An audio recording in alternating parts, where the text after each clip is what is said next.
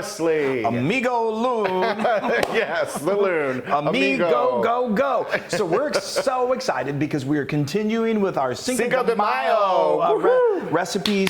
These are like classic Mexican recipes, and I just go crazy for them. They're so good. So let's tell them what we're making. Yes. We're doing our stuffed poblanos with red sauce. There we go. Now that sounds delicious, doesn't? Now there's so many great things about this. One of the really great things is that so many of the components of this dish you can do in advance, which you can see right here. We've done a lot of things in advance. Basically. So I know. Except for cook it.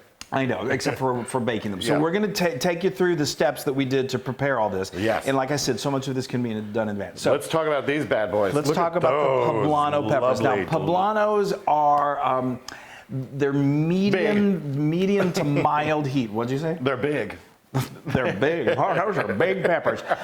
But they're not real spicy. Now, as you probably remember, most of the heat from peppers come from the ribs that are on the inside of the pepper and definitely the seeds. So we're going to help eliminate. If you like them extra spicy, then leave some seeds in there. So, we left a couple of seeds in there. I like a good seed. I know, I do. I like it. So, all right. So anyway, these are pretty easily found, definitely down south of the United States. And, but we found them in New Jersey. And I was thinking, what could you substitute? So if you can't find poblanos, you could do this in a green bell pepper. It's not going to be the same, but it's still good. It would still be delicious. That poblano taste, which is so good. So since we're in quarantine and you don't have a poblano, get a bell pepper. You do what you got to do. Stuff something. Okay, so let's talk about stuff it. All right, so what we did was we roasted these. It's similar to roasting bell peppers. Yeah. So what I did was I turned on my broiler to high, and then I got these. So this recipe really can feed up to 8 people. You can make 8 of these. Since it's just the 2 of us, we're just doing these 2. Right. But anyway, so then what I did was I put them in the broiler. You want the broiler to be about 4 inches from the peppers. You don't want them too close. And then let them go for 5 minutes. Now, you know what we say, broilers vary, so keep an eye on them. You don't want them, they do burn a little bit, they char a little bit. That's what's great. It's that outer skin of the pepper that really blisters and just infuses this flavor. So then you take it out after about 5 minutes, and you're gonna see it's nice and brown, and then you use your tongs and you turn them over. A little wobbly, so make sure you turn them over. Just like this one, it can be a little wobbly at times, and then you put it back under the broiler for another 5 minutes, and it's gonna be a little smoky and all, and that's okay. Then you take it out, let it cool until it's, actually what I do is usually around at that point I take a knife. You can let it cool a little bit, but whatever. You just do a slit. Now you got to be really careful. You don't want to go too far down or you'll cut the thing in half.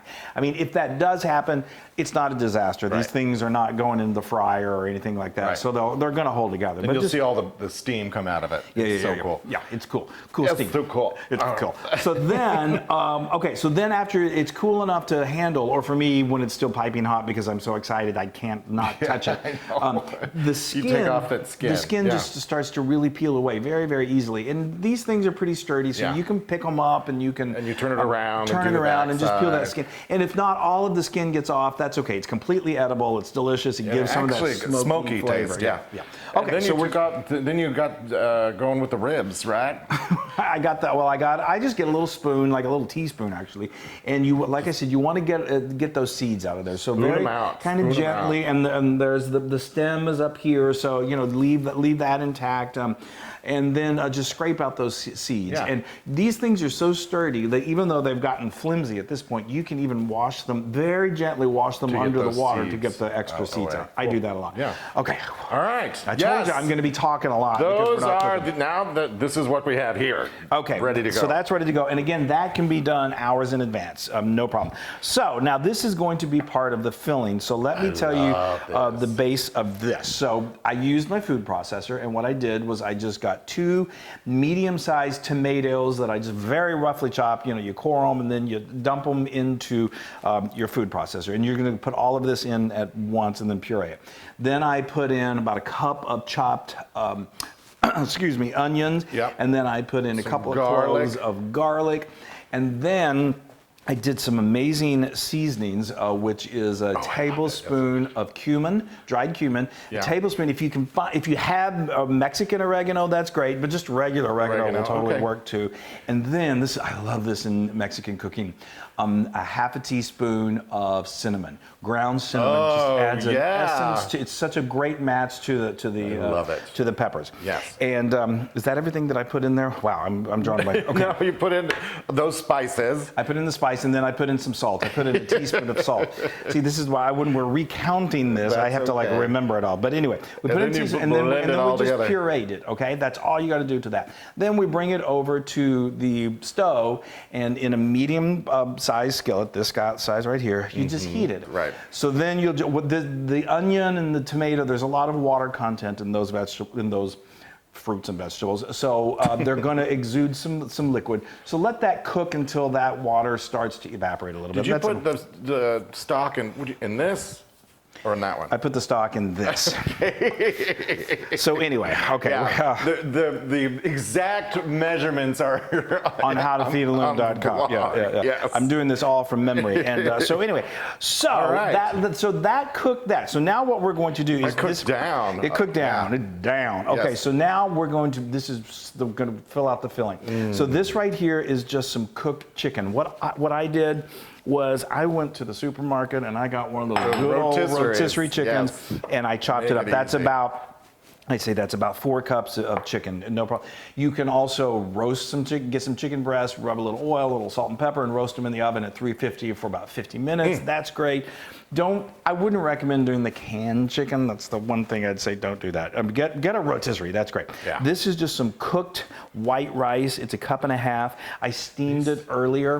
You can even steam it the day before and just keep it in an airtight container. Right. You can use. Can't you just say cooked rice and get on with it? You can use brown rice. You can use quick cook rice, but steamed rice is really good. I don't believe what I have to put up with. Okay, and then this is 1.5 cups of just good old cheese. I have some in the refrigerator. Cheese is delicious. Yes. So this is 1.5 cups of a combination of cheddar and Monterey Jack. And then finally is 1/4 cup of cilantro. So now you can see why one of these fills a person up. Yes. You don't need more than one each. No, you definitely do not. That stuffing is delicious. It really, and that cheese gets all melty and I just can't even. I know. So this is, again, this filling can be made hours. Even you could even do it a day in advance, no problem. Okay. All right. Now what we're going to do. Give me that. We're going to just switch, and I'm not done talking. I know you really love to hear me talk, See, right? now you know what I live with 24 hours a day. Oh my God, I don't even want to comment on that. You guys, we have been in the house, I don't know, 565,000 days. It sounds like the Rent song. It does sound like the Rent song. Okay, so I'm going to take this now, and I'm going to shove it. Yes. So these are these peppers. They really stuff them, get them nice and big and full because they're great. So each pepper could serve one very well. So now, because I can't just leave well enough alone, I love a sauce with everything. This isn't 100% required, but I just think it complements these peppers so perfectly. And this can definitely be made up to 2 days in advance. You just reheat it. Okay, so here we go. This is what we did. We got our food processor out again, and I had about 1/4 cup of chopped onion and a couple of cloves of garlic. I put them in my food processor. I just gave them a quick grind, and then to that I added 1 can of 1 28-ounce can of whole tomatoes with its liquid, and then to that I added 1 cup of chicken stock, and then I added some. What else did I add to this, Wesley? You added some vinegar. I added some distilled white vinegar, and then I added some sugar, and then and then so what I did was then I just brought this over to a skillet that I had 2 tablespoons of corn oil. I love corn oil for this because it just gives it that masa taste, and I heated that up, and then I just let this simmer for about 10 minutes, and that's all there is to it. It's so easy. You season it with salt, and that's it. And then once again, the exact measurements are on how to feed it. If I've left anything out, which I probably have, get the recipe. That's okay though. People are watching. We did this to show you that so much of this can be in advance, and I'm in quarantine brain, so Yeah. my brain is a little, Okay, so now we've got the broiler going. You guys, this is really delicious, though. You're going to die. It is. Yeah. So we've got the broiler set on high again, and you're so close to being done. Yeah. So this is Look at one that. of those things. I think I stuffed it, really. You stuffed it, boy. Okay, so now I'm just gonna put, again, make sure it's 4 inches under the broiler. You're just basically heating this through, and then we're gonna top it with some cheese, and then it's time to eat. Yes. Oh, okay, this is ready. So let's just review real quick what we did. Yes. We took it out after about 3 minutes, and then we put some cheese on it, and then we put it back in for about 3 minutes, and now we've got that. My Stars and garters. Okay, now I've reheated my sauce. Yes. And we have a Mexican feast. And so this is why I just love this sauce. You want to do it's kind of like a small bowl, something like this that'll hold that sauce. Yeah, that'll just be a bed of this deliciousness. Do you want to? Yeah. Can you do that? These are they're pretty sturdy, so don't worry that they're going to fall apart on you. And if they do, it's okay. Look at that. There we go. They just slip right. Oh, that's so beautiful. This is, such an elegant. Yeah, there you go. Nice. Yes. Oh my gosh. All right, one more. Yeah. Okay, give me that bowl. Okay. Okay. All right, I'm gonna get rid of this and this. I mean, folks, look how beautiful that is. Now, of course, I like to garnish it with a little more chopped cilantro. Oh. And folks, That's Cinco de Mayo. yay! Oh, wow. Look at that, guys. That's restaurant quality. I do say so myself. I think I am. I guess we I've should- gone to Mexican heaven. That's not a bad place to go. No. Okay, yeah, I'm just gonna dig right in. I'm really excited. am sorry you had to hear me talk so That's much. Chris, please. Well. We're used to it. That is so beautiful. I just love it. Look at that. I just love this pepper so much. You know, and it's nice and charred and so loaded with flavor. Okay. All right, people. Let's hopefully it doesn't burn my thing. We'll blow on it. Yep. That's a big piece. That's a big bite I got going on Well, here. if anyone can take it.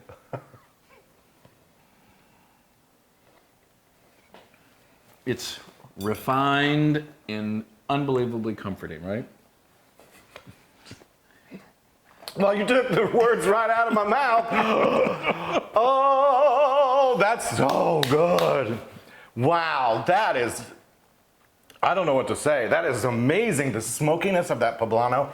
And you left a couple of seeds in, which I love. Yeah, So a little heat, and if you don't have enough heat, I'll throw some hot sauce on there. Yeah, that's true. So, And that red sauce, though. the red sauce complements it's it. so fresh and it just Do you feel it's the perfect. hint of cinnamon in it? Yes, I love it. It's so It's I don't classic Mexican. Yeah, it's amazing, and it's 100% Loon approved. Hey, muy bien. Wow, the stuffing is really good too. I mean, it's chicken and rice, and it's filling. It's super filling. Yeah, yeah. Oh, I just gotta go for it. I'm gonna go for it. I'm digging in. Oh my. I can't even. I need a moment. That is so good. I have So to. good. One of my favorite dishes in the world. It probably is my favorite Mexican. Is a chili rellenos. Relleno, yeah. And this is right up there with it. Yes. So it has a little bit of heat. So if you hate heat at all, Yeah. But it's that kind of heat that's not like it's not like a jalapeno It's kind of like pepper I'm hot. gonna give you a heat hug. It's a heat hug. It's a hug of heat. It's not like ow, that's really hot, or burn, Yeah. I got to drink milk or Yeah, something. yeah. All right. My goodness gracious. I can't stop. Wow. Now you can get this recipe and many other Cinco de Mayo recipes on howtofeedaloon.com. That's right. And be sure to go to our social media and like us and share us and give everybody virtual hugs. Yes. We just want to tell you how much we love you. We love you. We're all in this together, and Hasta luego. that's right. See you later. See you later. Adios. Hey, everybody. Hey, now if you like what you saw, make sure you subscribe to our YouTube channel. That's right, and to get more amazing recipes like this, just click right here. Click, subscribe, Do it all. subscribe. Just click and subscribe.